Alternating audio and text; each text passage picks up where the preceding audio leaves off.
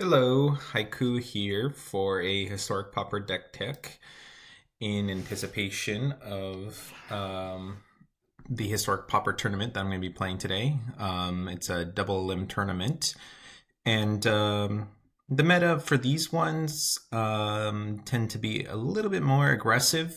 So it's a nice kind of change of pace from the Pauper, the MTGA Pauper Discord tournaments and ladder matches. So made a couple changes to Grixis Snake after going 4-0 with it in that tournament. The biggest change I would say is changing out my edict of choice from Debt to the Kami to Undercity's Embrace. Once Debt to the Kami came back, I was playing with it a lot, and I kind of forgot about this card since I wasn't playing in decks that presented 4 power or above creatures. It was strictly worse, but obviously I needed to take a look once I started playing this deck a little bit more. I think this shores up a little bit of the life gain issues that this deck is worried about. And then I'm gonna play 3 more in the board. There's a couple people in this tournament that are playing hexproof, and so having the full suite seems pretty good. And also, I think it's gonna help against burn too. So to supplement its requirement to have a 4 power or greater creature in play, obviously the terrors count, and generally your Serpentine Curve will count. I thought about it, and I think I wanted to add 1 more. I went through the numbers on the hypergeometric calculator of the probabilities of drawing this card with another card, and the numbers go up a lot once you have a 6th source of having a 4 power creature or greater. So it's a big jump up from 5. So I decided I was going to add another creature, and then I was trying to choose between if I wanted to play another Curve or Bloodmad Vampire, or there's also the other Madness creature, which is the Minotaur Warrior. He's another reasonable choice, I think. One reason why I went with the Bloodmad Vampire is it's turned on during your opponent's turn compared to Scophos Reaver, which is only turned on during your turn. So you can kind of play this at instant speed. Not all the time you want to play instant speeds anyways, but I think the option is enough. These cards are pretty similar. Most of the spells that are going to kill this are going to kill the Scophos Reaver anyways, so I don't think it was a big, like, determining thing that you should be really focused on. Let's see. The other thoughts about life gain was to play more Unexpected Fangs. I thought about it. Unexpected Fangs compared to Undercity's Embrace, they both work great if you have a Terror in play or a Curve in play, but Unexpected Fangs does get blanked fairly often because there's a lot of deadly disputes running around that, you know, they chump with a creature and then they sack it and then you don't get any life, and basically that one critical turn could make the difference between life and death.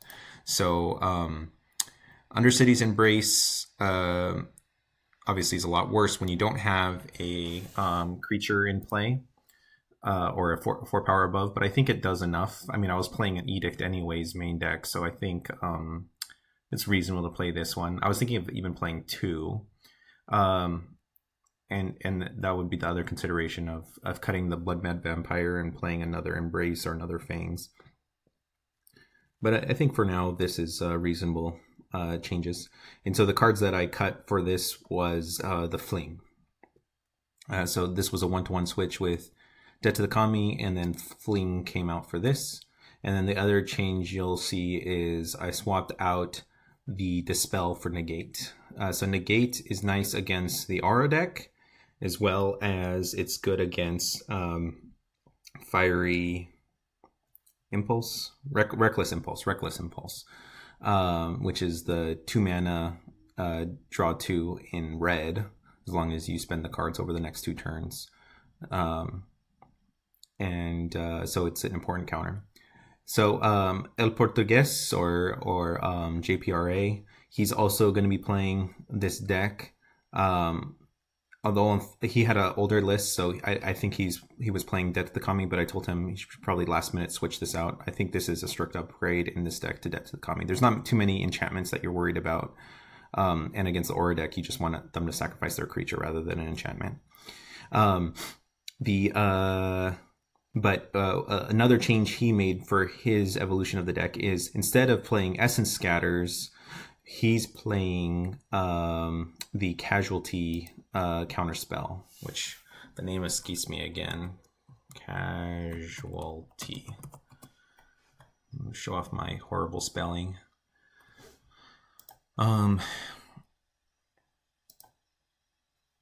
Make Disappear. So he's playing Make Disappears instead of that, and so Make Disappear is a pretty good card.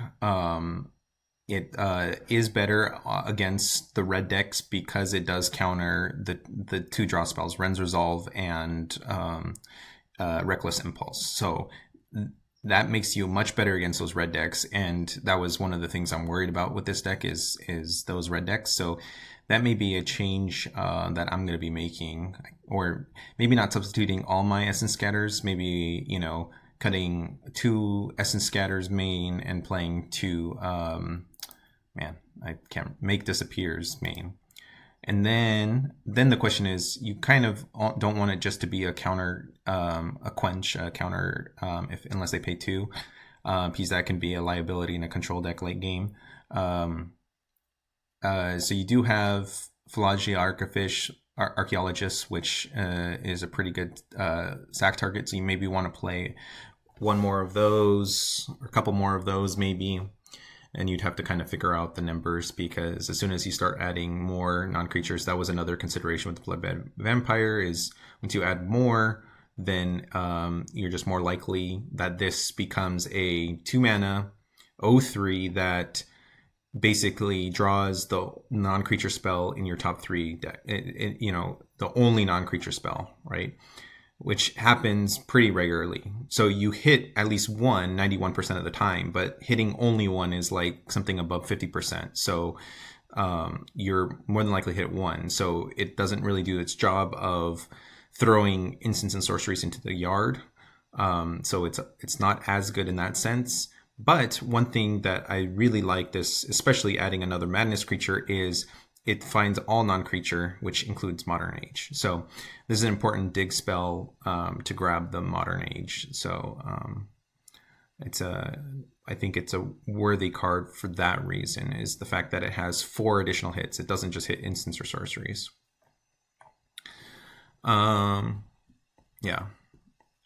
I think those are all kind of the talk. Another card that you could consider adding is another Pop Quiz, because Pop Quiz gives you access to environmental sciences. So having 2 of them in the deck, because even when you don't have a lesson, you're turning on your madness cards. So it's a pretty reasonable card, and that's, I would say, more than 50% of the time I'm using it as a madness enabler rather than learning for the environmental sciences. But it's really important in the matchups where you want to find your environmental science. So that would be another kind of consideration to add. Today, there's not too many people playing the Reckless Impulse, Wrenn's Resolve type decks. So I think I'm better suited for this kind of today's meta. Although if there is a person playing that deck, and so if I run into that deck, I'm going to be a lot worse off instead of playing Make Disappear. So maybe like 1 Make Disappear, just to have it kind of floating around the deck to kind of threaten the opponent, make them second guess. I think is kind of a good psychologic warfare. Another cool thing is now that we have access to up to 8 essence scatters, it really feels very, very easy to beat the value decks. There's like the green-black value decks, the green-white, there's the mono-white value decks, which are slightly different from the aggro decks where they display all the creatures that enter the battlefield and draw a card. Having access to 8 becomes a lot better. This deck does not have really much card advantage. You're not really casting Lórien Revealed to draw 3 cards very often. Most of the card advantage comes from the innate card advantage of madnessing, right? You draw a card with Modern Age, and then instead of discarding it, you're using a card for cheaper. Same with Pop Quiz, is like a pseudo card advantage if you have a madness card in hand. So really, Lórien Revealed, yes, it's a draw 3, but you're not casting it for that mode very often. Yeah, so let's see how we do against this meta today and see how Undercity's Embrace performs against the red decks.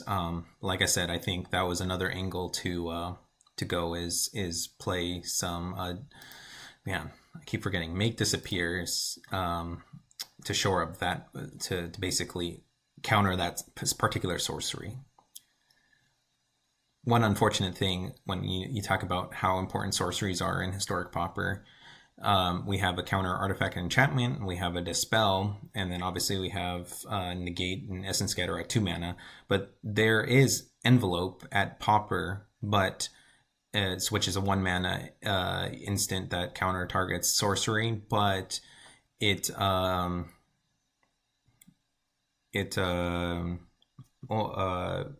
has a better version that was printed at Uncommon, and it just came to Arena in the Shadows of Innistrad remaster set.